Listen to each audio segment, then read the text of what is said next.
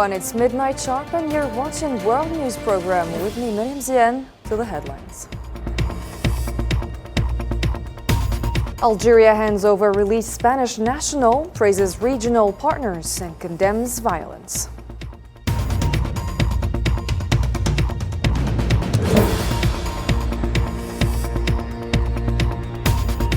Also, coming up, President Tebboune receives U.S. Africa Command Chief, signs military cooperation agreement, and Army General Shingriha expresses Algeria's solidarity with the U.S. after California wildfires.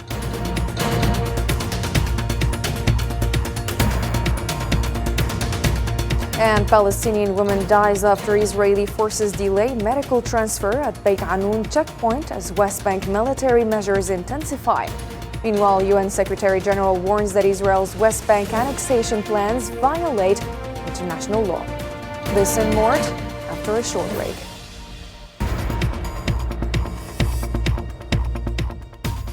Welcome again and thank you for joining us. On Wednesday, Algeria handed over the freed Spanish national Navarro candidate Joaquim, who had been abducted earlier this month in the Algeria-Mali border region, to the authorities of his country. The Secretary General of the Algerian Ministry of Foreign Affairs, Lounès Magraman, supervised the process of transferring the Spanish citizen to Spain's ambassador to Algeria, Fernando Moran Calvo Sotelo. Algerian Army security forces received the abducted individual on Tuesday in good health. He had been kidnapped on January 14 in the Algerian-Mali border area within the jurisdiction of the 6th military region by an armed gang consisting of 5 individuals.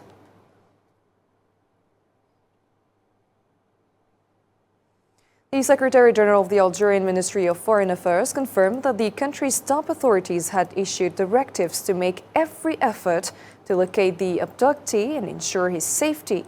He commended the role of what he described as regional partners in facilitating the release of the Spanish hostage. From the very beginning of the kidnapping operation, the country's highest authorities issued instructions to deploy every effort and mobilize all resources to locate and rescue the kidnapped individual while ensuring his safety.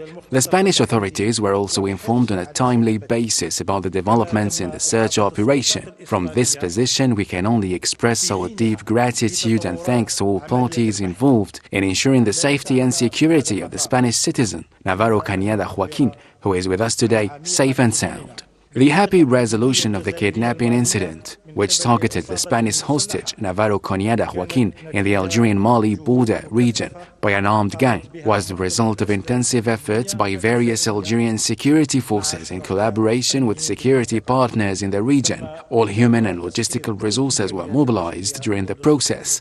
Our heartfelt thanks go to all Algerian security services and executives of the Ministry of National Defense for their relentless efforts that led to the successful liberation of the hostage. بصفة دائمة حتى تم التحرير الرهينة. Magraman reiterated Algeria's condemnation of all forms of violent practices by terrorist groups in the region and worldwide. He called for unified regional and international efforts to combat this phenomenon. Let's take a listen. كما نجدد إدانتنا. We reaffirm our condemnation of all violent practices and criminal acts carried out by terrorist groups operating in the region and across the world, in all their forms. We also reiterate the need to unite efforts and resources to combat terrorism and all actions that contribute to financing criminal activities. لتمويل الأنشطة الإجرامية. The Secretary General also expressed Algeria's gratitude to the Spanish side for placing full trust in Algerian authorities to secure the release of the Spanish hostage. We express our deep gratitude to the Spanish side, which, upon being informed of the kidnapping, immediately expressed full confidence in the Algerian authorities to locate and rescue the kidnapped individual. As you know, Algeria has a rich record in such humanitarian positions, having contributed on numerous occasions to the liberation of hostages and acted as an effective mediator in other instances to preserve human lives and prevent sad tragedies. For his part, Spain's ambassador to Algiers, Fernando Moran Calvo Sotelo, praised the Algerian authorities for their success in freeing the Spanish citizen. He commended Algeria's prominent and leading role in combating terrorism. Let's take a listen. We would like to congratulate ourselves on the happy end of the incident in which Navarro was a victim. We would like to warmly thank the Algerian authorities for their decisive contribution, their actions, and all the measures they have taken to secure the release of the kidnapped citizen, which once again demonstrates that for Spain, Algeria plays a key role in the fight against terrorism and in guaranteeing the security of all. The freed Spanish national Navarro Joaquim extended his thanks to the Algerian authorities, especially President Abdelmajid Tebboune, for ensuring his security and calm during this ordeal. He described his liberation as a particularly complex moment. I would like to thank first of all the Algerian authorities, particularly the President of the Algerian Republic and all the friends of the Algerian Army and Police. I felt safe and reassured in their company. I went through difficult times, but I have to say that I felt great relief and confidence. The Algerian President, Mr. Abdelmajid Tebboune, has hailed the efficiency and discretion of the Algerian security services and executives of the National Ministry of Defense that culminated in the freeing of the Spanish national.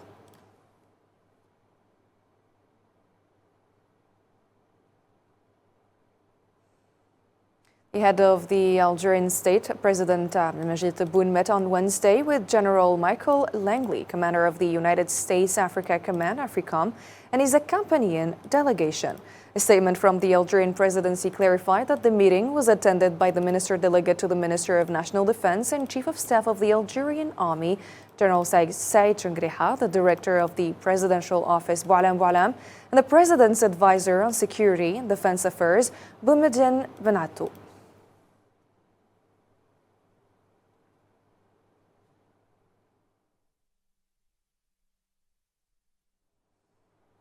Following the meeting, General Michael Langley emphasized the deep and mutually respectful ties between the two countries. He stated that both sides share common interests in matters of security and stability. Today, I had the honor and privilege of meeting with the President of the Republic, Mr. Abdelmajid Tebboune. We discussed military issues and security cooperation between Algeria and the United States of America. We have deep and historic ties characterized by mutual respect, and we share the same concerns for stability and security. General Langley also noted that the Memorandum of Understanding signed with Algeria would lay the groundwork for achieving shared security objectives. It would further deepen bilateral relations and enhance regional and international peace and security, acknowledging Algeria's leadership role in the region. Today, I signed with the Chief of Staff of the People's National Army, General Saïd Chengriha, a memorandum of understanding that sets out all the common security objectives that have been built between the two countries for years. This memorandum will allow us to further deepen this relationship to promote regional and international peace and security. Since Algeria is a leading country in the region, all other countries will benefit from its leadership in the region. On the same day, the Algerian Ministry of Defense and the U.S. Department of Defense signed a Memorandum of Understanding on military cooperation. The Algerian minister delegate to the Minister of Defense and Chief of Staff of the National People's Army, General Saïd Chengriha, held with the commander of the U.S. Africa Command, Commander General Michael Langley. According to a statement by the Algerian Ministry of Defense, the two leaders exchanged views on issues of mutual concern during Langley's visit to Algeria.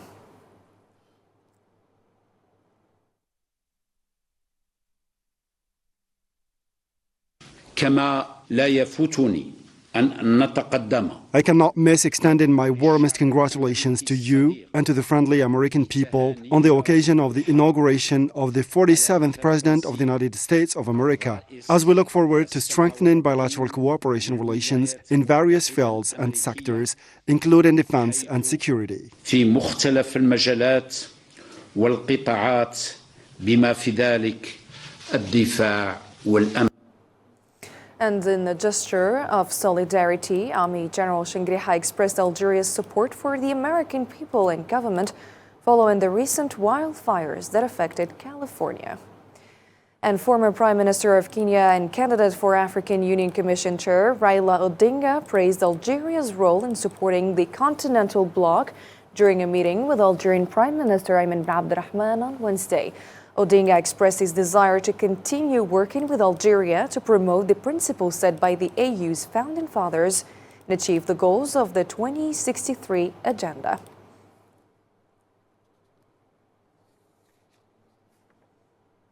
And continuing his series of bilateral meetings on the sidelines of his oversight of high-level sessions scheduled as part of Algeria's presidency of the UN Security Council, Algerian Minister of State and Minister of Foreign Affairs Ahmed Attaf held talks in New York with Angolan Foreign Minister Tete Antonio. A statement from the Algerian Foreign Ministry explained that the discussions provided an opportunity to exchange views on several issues and files being addressed within the African Union in anticipation of Angola assuming the chairmanship of the Continental Organization starting in February. Minister Ahmed Attaf also held a meeting with Namibia's Minister of International Relations and Cooperation, Netombo Nandi Ndetwa. According to the Algerian Ministry of Foreign Affairs, the discussions explored prospects for bolstering bilateral cooperation and continuing coordination in support of just causes across the African continent.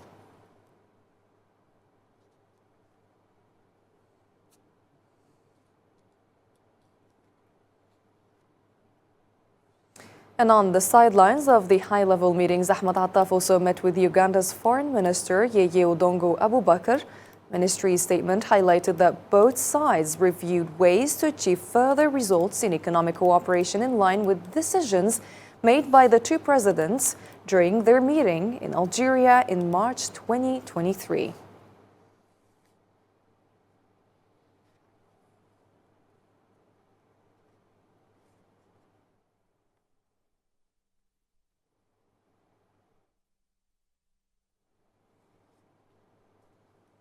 The Algerian Foreign Minister held discussions with Sierra Leone's Minister of Foreign Affairs and International Cooperation, Moussa Timothy Kaba. The Algerian Foreign Ministry noted that the talks focused on arrangements to strengthen bilateral relations, particularly in the context of implementing the decision to exchange diplomatic representation, as well as continuing coordination within the framework of the African three-member group at the Security Council.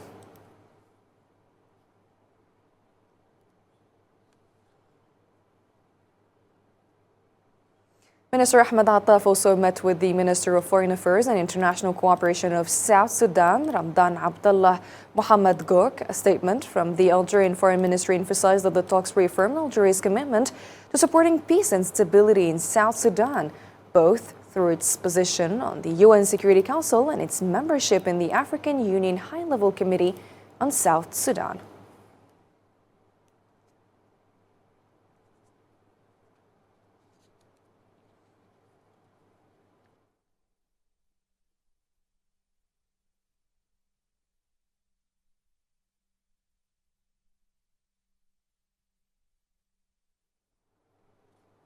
And in other news, Algerian Minister of State and Foreign Affairs Ahmed Attaf met with Arab League Secretary General Ahmed Abul Ghait in New York. The discussions focused on key Arab issues, notably the future of the Palestinian cause amid the ceasefire agreement and preparations for Attaf's upcoming session at the UN Security Council on Arab League-UN cooperation.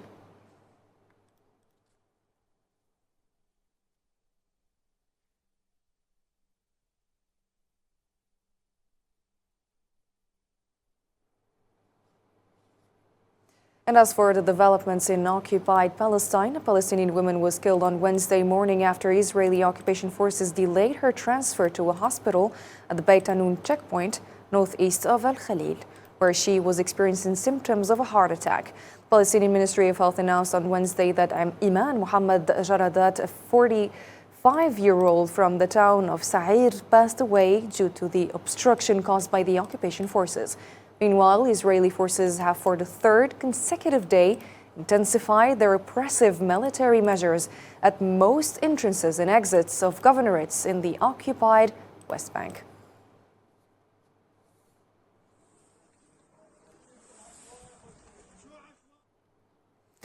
The UN Special Rapporteur on Human Rights in the occupied Palestinian territories, Francesca Albanese, warned of the possibility of the occupation committing genocide in the West Bank, akin to what occurred in Gaza.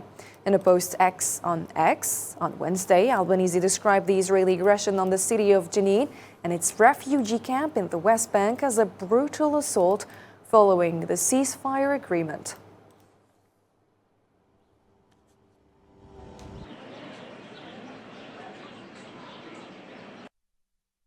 As the long-awaited ceasefire begins in Gaza, Israel's killing machine has escalated its firing in the West Bank, killing 10 people in Jenin today. If not forced to stop, Israel's extermination of Palestinians will not be confined to Gaza. Mark my words. And in the same context, UN Secretary General Antonio Guterres also warned of the dangers posed by Israel's plan to annex the occupied West Bank. In press statements on Wednesday, Guterres stressed that any such move would constitute a complete violation of international law. First of all, to recognize that the ceasefire in Gaza should be immediate and unconditional, and the next phase is leading to a situation of permanent ceasefire in Gaza and a situation in which a transition can be established in Gaza, allowing for the reunification of the occupied Palestinian territories and allowing for a serious negotiation of a political solution based on the two states. This is the win-win situation. But there is another possibility. And the other possibility is for Israel, feeling emboldened by the military successes that it has had, to think that this is the moment to do the annexation of the West Bank, and to keep the Gaza in a kind of a limbo situation with an unclear form of governance. The occupied West Bank has returned to the forefront of events as Israel transfers its genocidal campaign from Gaza to its towns, villages, and refugee camps, particularly Jenin, aiming to suppress resistance and displace residents under armed threats, as was done in Gaza. Osama Ayadi has more details. After failing to impose its logic in the Gaza Strip, the Zionist entities switched the warfare into the West Bank as it launched a series of large-scale raids on various parts of Jenin. I slept here on the street in the yard of the hospital, while my house is 200 meters away from here. I couldn't reach it. There are many injured people. 4 from Al-Amal hospital were wounded, among them doctors, nurses and patients. There were also 3 or 4 people injured near my house and no one was able to rescue them. They shoot at whoever got near them. 2 were injured while trying to rescue them. At least 9 people have been killed and more than 35 were injured by Zionist bullets and raids in the West Bank over the last 3 days. Hundreds of Palestinians have also been forced to flee their homes following many military incursions in Palestinian neighborhoods. The occupation forces raids on the already volatile West Bank city of Jenin started as early as Tuesday and continued on to Wednesday. They started to call us via the drone to leave the neighborhoods and head to Awada Square. So we went towards Awada Square. I went with my mother and my family. The reaction of the entity in switching its outrage on another pole of the Palestinian territory reveals the barbarity of the Zionist leadership and its forces, the inability to digest the failure in the Gaza Strip that came after 15 months of bombardment, exposes the Zionist fiasco in achieving any of its goals in Gaza. However, the thirst of annihilating and eradicating the entire Palestinian population remains the key reason for killing unprecedented numbers of people. Algerian President Musab Najib Tebboune has signed a presidential decree calling for elections on March 9, 2025 to renew half of the elected members of the Council of Nations. A statement from the Algerian presidency on Wednesday confirmed that the decree was issued in accordance with Articles 91, Clause 7, 121 and 122, Clause 3 of the Constitution.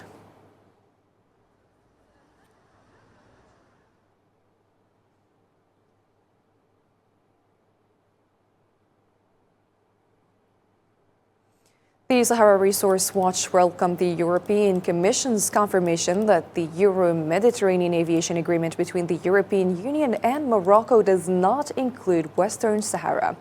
In a statement issued on Wednesday, the organization emphasized that the written response from the European Commission reaffirms the unique legal status of the region under international law.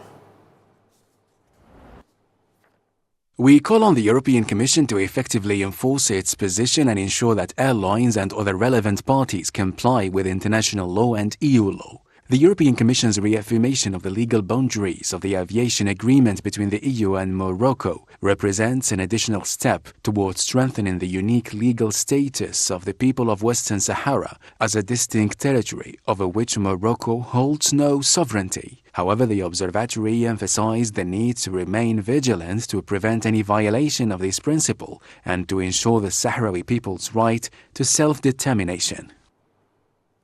The Constitutional Council of Chad has confirmed the ruling National Salvation Movement Party's victory, announcing the final results of the legislative elections held last December.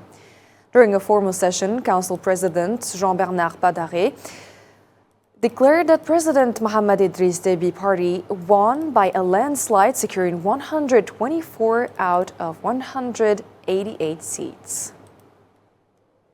Qui frise les mépris envers l'Afrique et les Africains.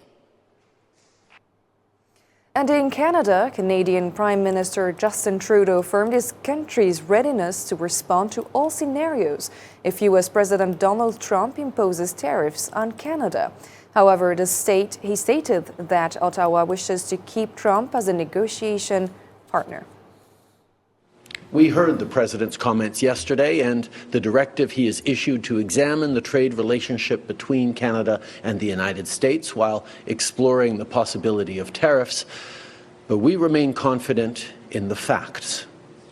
Canadian energy powers American manufacturing, businesses, and homes. Of America's top 5 trading partners, Canada is the only one with whom the United States runs a trade surplus in manufacturing. And Canada buys more goods made by Americans than China, Japan, and Germany combined. The Panamanian government filed a complaint with the United Nations regarding U.S. President Donald Trump's threat to seize the Panama Canal. In a letter to UN Secretary General Antonio Guterres, the Panamanian government called for an audit of a company linked to Hong Kong that operates 2 ports on the vital waterway.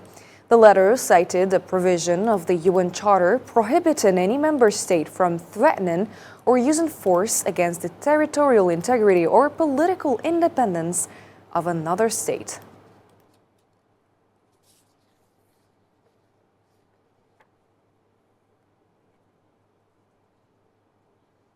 And to Russia now, it announced on Wednesday that its forces had captured a town in northeastern Ukraine's Kharkiv region, marking new progress westward.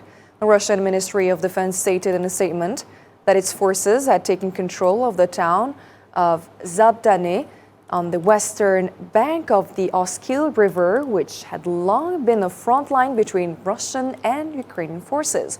Russian forces are advancing in the Kharkiv region, north of the city of Kupiansk, a key area recaptured by Ukraine in 2022.